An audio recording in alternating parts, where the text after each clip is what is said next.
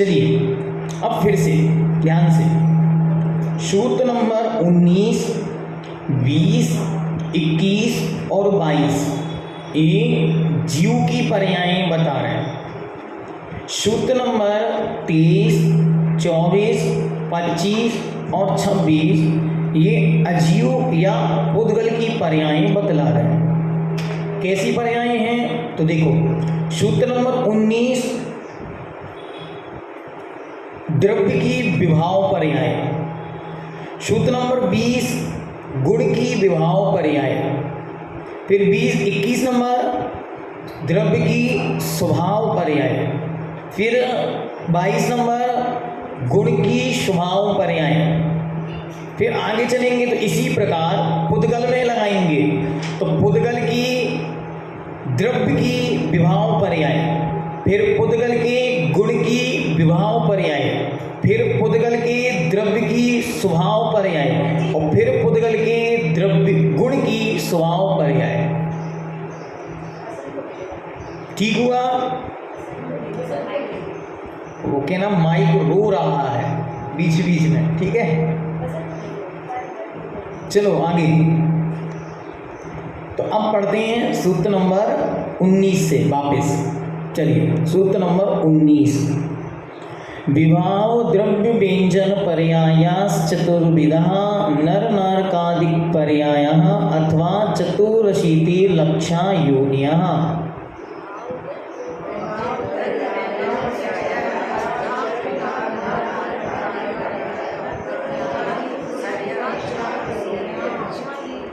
विभाव द्रव्य व्यंजन पर्याय, द्रव्य की विभाव व्यंजन पर्याय चतुर्विधा 4 प्रकार की है। नर नारकादिक पर्याय, नरक आदिक जो गतियां हैं 4 वही पर्याय मानो। अथवा चतुरशीति मतलब 84 लाख योनया, जो 84 लाख योनियां हैं योनियां ही द्रव्य की विभाव व्यंजन पर्यायें हैं। ठीक हुआ? द्रव्य की विभाव मतलब कर्म के सापेक्ष व्यंजन लंबे समय तक चलने वाली पर्यायें हैं। क्लियर? वीना जी को समझ में नहीं आएगा, क्यों नहीं आएगा उसका कारण, क्योंकि कल 6 शब्द लिखवाए थे वो आपको नहीं मिले, तो एक बार इनके जिनके पास 6 शब्द लिखे हैं वो इनको दे दो, तो इनको अर्थ, व्यंजन, विभाव, स्वभाव, द्रव्य और गुण ये 6 चीज़ें समझ में आ जाएंगी तो ये सारा विषय स्पष्ट हो जाएगा। चलो आगे, अब यहाँ पे किसकी चर्चा कर दी? द्रव्य की। अब तुरंत ही व्यंजन, विभाव, गुण की चर्चा करते हैं कि गुण पर्याय कैसी है, तो कहते हैं विभाव गुण व्यंजन पर्याय मत्यादया, मति ज्ञान आदि जो जीव की गुण की पर्यायें हैं वे विभाव गुण व्यंजन पर्यायें हैं। आप लोगों को तो समझ में आने लगा ना स्पष्ट?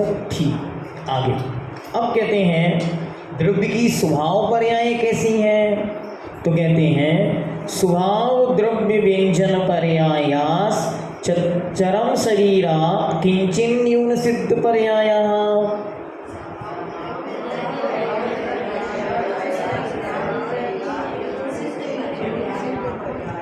स्वभाव द्रव्य व्यंजन पर्याय स्वभाव से है, द्रव्य की है और बहुत लंबे समय तक टिकी रहने वाली कोई पर्याय है तो उसका नाम है चरम शरीरात किंचित न्यून, अंतिम शरीर से कुछ कम सिद्ध पर्याय, सिद्ध पर्याय। ठीक हुआ? अब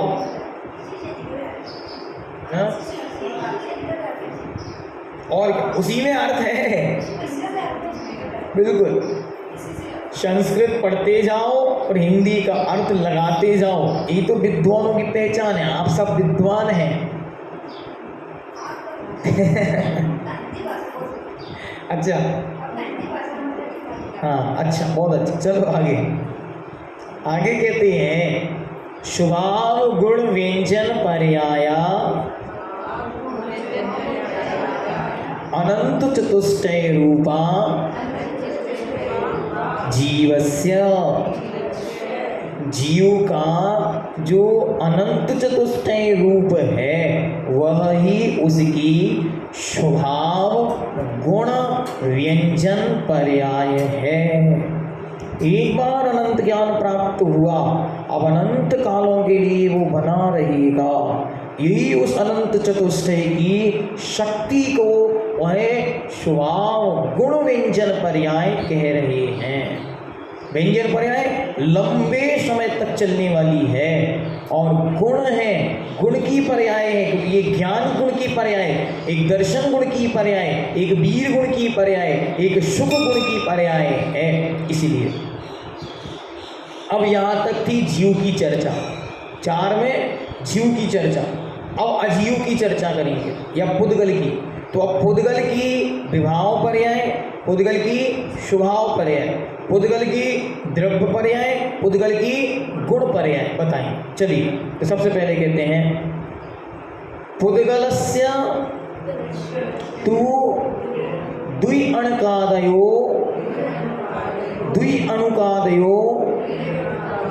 विभाव द्रव्य व्यंजन पर्यायः, विभाव द्रव्य व्यंजन पर्यायः। अब देखो, पुद्गलस्य, पुद्गल द्रव्य की विभाव द्रव्य व्यंजन पर्याय, विभाव रूप है, कर्म के सापेक्ष है, द्रव्य में है और बहुत लंबे समय तक टिकने वाली जो पर्याय है वो कौन सी पर्याय है? द्वि अणुकादयो, मतलब 2 से अधिक अणुओं का मिलना। हाँ, स्कंध। ये क्या हो गई? ये बहुत लंबे समय तक, जैसे ये आपने दीवार बनाई तो बहुत सारे अणु आकर मिले, अब ये दीवार 100 साल तक चलेगी, तो 100 साल तक के लिए वो टिकी है। इसलिए द्रव्य में है, व्यंजन है और विभाव है, क्योंकि उसने अपना स्वभाव छोड़ दिया है, इसलिए वो विभाव रूप हो गई है। ठीक हुई? चलो अब गुण बताते हैं।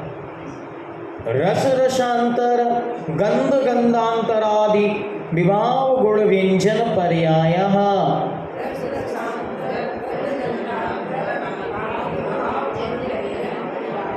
देखो कितनी अच्छी पढ़ी, बिल्कुल सरल। वहां कहा एक अणु दूसरे अणु से मिला, द्वि अणु अधिक, 2 से जो अधिक अणुओं का मिलना है वो विभाव द्रव्य व्यंजन पर्याय है। तो तुरंत ही कह दिया जब भी दोनों मिलेंगे तो गुण भी तो बदलेंगे, तो उनके रस से रसांतर होना, गंध से गंधांतर होना, वर्ण से वर्णांतर होना, स्पर्श से स्पर्शांतर होना, यह ही उनकी विभाव गुण व्यंजन पर्याय है। कितनी इजी हो गया। जब 2 चीजें मिली, मानो चूना और हल्दी मिलाया तो क्या हो गया? पीला कलर और सफेद कलर मिलकर कौन सा कलर बना? लाल। बना के देखना आज, ठीक है? तो कौन सा कलर हो गया? लाल। तो ये क्या हो गया?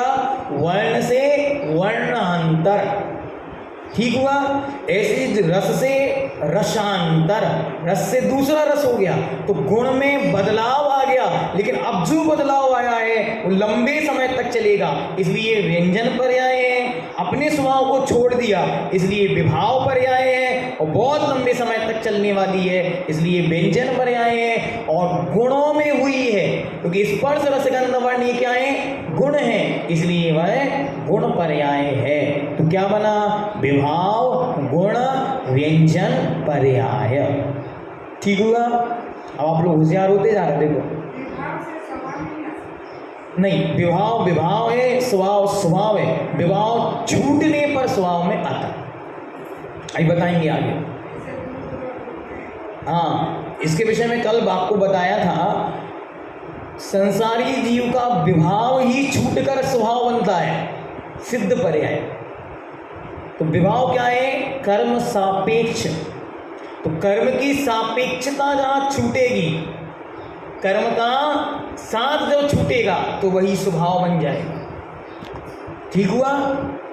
यहाँ पर जो पराधीनता है, दुई अणु का अधिकपना है, वो छूटेगा और जब वो एक अणु में आएगा तो वह एक अणुपना जो है वही उसका स्वभाव है। ठीक है? अब नए नए विद्यार्थी आएंगे तो हम कैसे फिर से पढ़ाएंगे, हमको ये समझ नहीं आ रहा। बताओ। अब सुनो हमारी बात। अब आप आए हो तो अब आप बस शांति के साथ बैठ के सुनना, क्योंकि कोई गारंटी नहीं कि समझ में आएगा। क्योंकि बीना जी कह रही हमें समझ में नहीं आ रहा है, तो सुधा जी तो कहाँ से समझ में आएगा।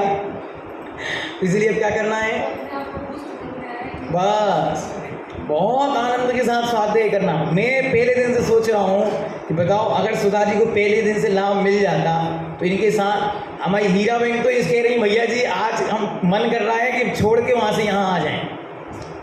अब क्या करें, कुछ कर्म की ऐसी मजबूरियाँ हैं जो जीव को लाभ नहीं दे सकती।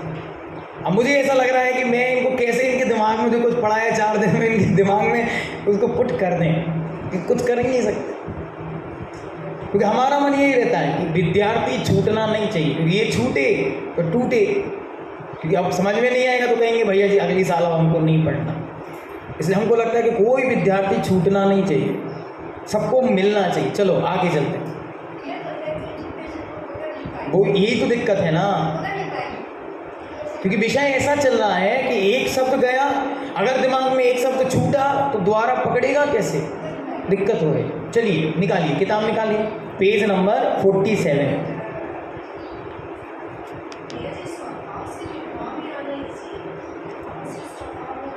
दोनों अपनी अपनी अपेक्षाएं लिए हुए हैं। पुद्गल को अणु को स्वभाव है और उसको अणु को स्कंद बनने में समय नहीं लगता, तुरंत जुड़ा और बन गया। तो एक क्षण में आ गया विवाह में, तो स्वभाव में आने में देर लगती क्या, नहीं लगेगी, एक क्षण लगेगा। और वहीं पर उसने भेदांत अणु टुकड़ा टुकड़ा करते हुए जाएगा और अंतिम क्षण जैसे ही पहुंचेगा तुरंत जाके फिर जीवों में तो जीव की व्यवस्था अलग है, उसमें भी समय नहीं लगता। उसमें भी देखो, अगर विवाहों में कर्म सापेक्षपना एक क्षण के लिए भी छूटेगा तो एक समय में 7 राजू चढ़ के सिद्धालय पहुंच जाएगा। हाँ बस एक क्षण, एक समय में 7 राजू चढ़ जाएगा। एक समय अविग्रह, एक समय वाला अविग्रह गति है। यहाँ से छूटा, वहाँ सिद्धालय में जाके ठहर गया। तो स्वभाव में आने में कितना दिन लगती, एक समय। लेकिन कितने समय बीत गया, अनंत काल। कहाँ, विभाव में। ठीक है, चलो आगे।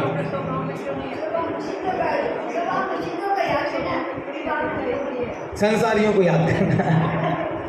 चलो आगे, सूत्र number 25, page number 47। Sudha ji निकाल लिया? ठीक, चलिए। अविभागी पुद्गल परमाणु स्वभाव द्रव्य व्यंजन पर्यायः। देखो, स्वभाव मतलब जो कर्म की सापेक्षता से रहते हैं। सुधा जी स्पेशली आपके लिए ध्यान से सुने। स्वभाव मतलब जो बिना किसी कर्म की अपेक्षा के हैं, स्वभाव से है, बाय नेचर। और द्रव्य मतलब द्रव्य में है, और व्यंजन मतलब लंबे समय तक टिकने वाला है।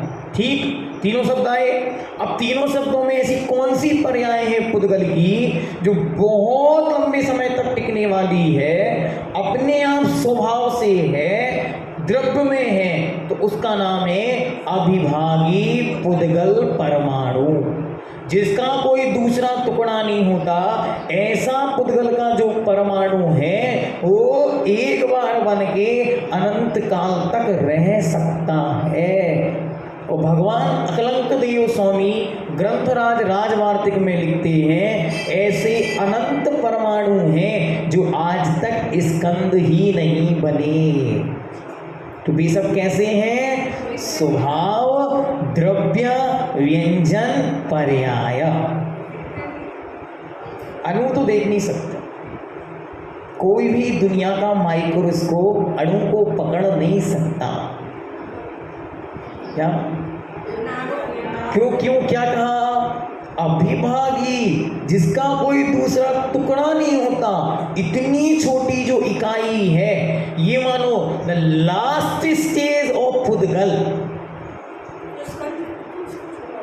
नहीं, स्कंद तो बड़ा होगा ना, मिलता जाएगा तब जाके।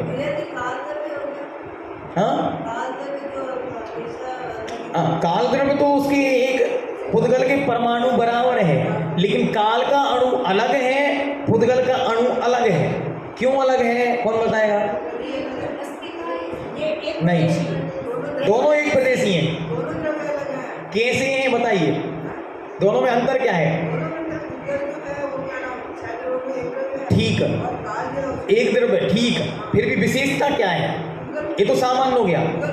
बहुत सुंदर।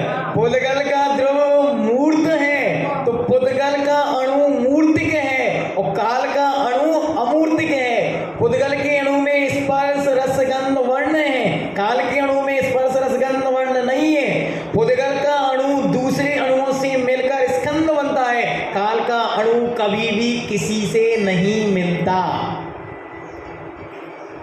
क्या थोड़ी सी बुद्धि घुमाएंगे, मजा आ जाएगा। आज तक दिमाग में क्या था कि एक एक पुद्गल के लोक के प्रदेश पर एक एक अणु काल का बैठा है, तो काल का अणु और पुद्गल का अणु एक सा है। एक सा नहीं है, महान अंतर है, क्योंकि एक अणु में स्पर्श रसगंध वर्ण है पुद्गल के में, और काल के में कुछ भी नहीं है। काल का अमूर्तिक है, पुद्गल का मूर्तिक है। काल का दूसरों के साथ नहीं मिलता और पुद्गल का दूसरों के साथ मिलता है, तो वो स्कंद बनता है। ये सब कहाँ पढ़ा था? द्रव्य संग्रह में। क्या लिखा था वहाँ? लिखा था कि पुद्गल के अणु को भी अस्थिकाय क्यों कहा, तो उन्होंने उत्तर दिया उव्यारा उपचार से कहा है, क्योंकि वह आगे चलकर स्कंद बन सकता है। खंदोपदेश दो उव्यारा, वह आगे चल के स्कंद बनेगा, इस दृष्टि से उसे मात्र उपचार से कहा जा रहा है। प्रश्न तुरंत, काल के अणु को क्यों नहीं कह रहे हैं? तो उत्तर, क्योंकि काल का अणु कभी भी स्कंद नहीं बनता, दूसरों के साथ मिलता नहीं है। ठीक हुआ? आगे चलें? ठीक, देखो समझ में आने लगा इतने जल्दी। आगे उर्मिला जी कल हमसे कह रही थी, आप पढ़ा रहे थे तो हमें अच्छा लग रहा था, विषय समझ में आए नहीं है, फिर भी हम बैठ जाएंगे। देखो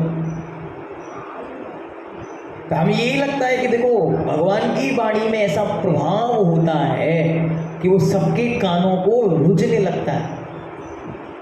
हमको कुछ समझ में आए ना आए, कम से कम सुनने तो हम आए, ऐसा प्रभाव उसमें झलकता है। आगे अब गुण के विषय में, ये द्रव्य की बता दी कि द्रव्य की सबसे अच्छी पर्याय कहाँ है पुद्गल में? अविभागी पुद्गल का अणु। अब कहते हैं अगर गुण की चर्चा करेंगे तो गुण की कहाँ है? तो कहते हैं वर्ण गंध रसैकैका विरुद्ध स्पर्शत्वय स्वभाव गुण व्यंजन पर्यायः। बोलिए।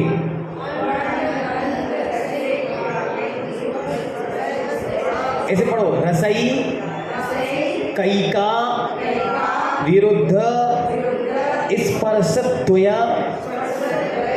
स्वभाव गुण व्यंजन पर्यायः। वर्ण गंध रसैका कैका विरुद्ध स्पर्शत्वय स्वभाव गुण व्यंजन पर्यायः।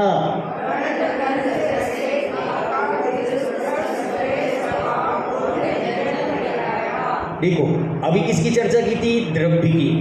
अब गुण की। तो गुण अगर स्वभाव में है तो कैसा है? तो कहते हैं पुद्गल परमाणु में एक वर्ण, एक गंध, एक रस और परस्पर अविरुद्ध दो स्पर्श होते हैं। इन गुणों की जो चिरकाल तक, बहुत लंबी समय तक स्थिति बनी रहेगी, उसका नाम स्वभाव गुण व्यंजन पर्याय है। समझ में नहीं आया? क्यों नहीं आया? समझो आगे। चलो रेणु जी समझा रही, समझाइए। नहीं बताइए, जितना समझ में आया उतना बताइए। मैं इसलिए कह रहा हूँ जितना आपको समझ में आया पहले आप बताओ, फिर मैं बता दूँ। चलो मैं बता। 8 पहले, सबसे पहले क्या शब्द दिया? एक वर्ण। वर्ण कितने? 5। तो 5 में से कोई एक वर्ण होगा, ये कंपलसरी है। पुद्गल है तो 5 में से एक वर्ण होगा। गंध कितनी? 2। कौन कौन सी? सुगंध और दुर्गंध। तो हर में 2 में से कोई एक होगा। फिर आया रस। रस कितने? 5। तो 5 रसों में से कोई एक रस होगा ही होगा, ये कंपलसरी है। फिर उसके बाद आया परस्पर अविरुद्ध दो स्पर्श। स्पर्श कितने? 8। तो इन 8 स्पर्शों में से 2 स्पर्श चाहिए। कैसे? वे भी परस्पर अविरुद्ध, मतलब एक दूसरे के अपोजिट चाहिए, मतलब एक दूसरे से मिलते ना हो। जैसे हल्का आएगा तो भारी नहीं आएगा, रूखा आएगा तो चिकना नहीं आएगा, कड़ा आएगा तो नरम नहीं आएगा, ठंडा आएगा तो गर्म नहीं आएगा। तो इन चारों में से 4 जोड़ी बन गई। तो इन चारों जोड़ियों में से भी कोई 2 जोड़ियां लेनी है। उन 2 जोड़ियों में से भी कोई 2 जो आपस में टकराते ना हो। तो कौन कौन से लेने हैं? तो कहते हैं, आचार्यों ने इसका कथन करते हुए लिखा कि पुद्गल के अणु में स्निग्ध और रुक्ष में से कोई एक, और स्निग्ध और रुक्ष में से कोई एक, और हल्का और भारी में से कोई एक समय पर ये 2 गुण पाए ही जाते हैं। तो इसी प्रकार ये कैसी है? ये स्वभाव गुण व्यंजन पर्याय हैं। किसकी? पुद्गल के अणु की। ठीक हो गया? पुद्गल के अणु में उन 20 गुणों में से कम एटलीस्ट मिनिमम ये 5 गुण पाए ही जाएंगे। 5 रसों में एक रस, 5 वर्णों में एक वर्ण, 2 गंधों में एक गंध, और 8 प्रकार के स्पर्शों में से अविरुद्ध कोई 2। अविरुद्ध मतलब जो एक दूसरे का विरोध नहीं करते हो, क्योंकि जहाँ चिकनाहट होगी वहाँ रूखापन नहीं होगा, और जहाँ ठंडा होगा वहाँ गर्म नहीं होगा। तो ऐसा कोई लेना है जो अविरुद्ध है, जो एक दूसरे से टकराता नहीं है, ऐसा अविरुद्ध ही वहाँ स्वीकार किया गया है, ऐसा यहाँ पे जानना। देखो यहाँ पे दिया हुआ एक मिनट दिखा के बता।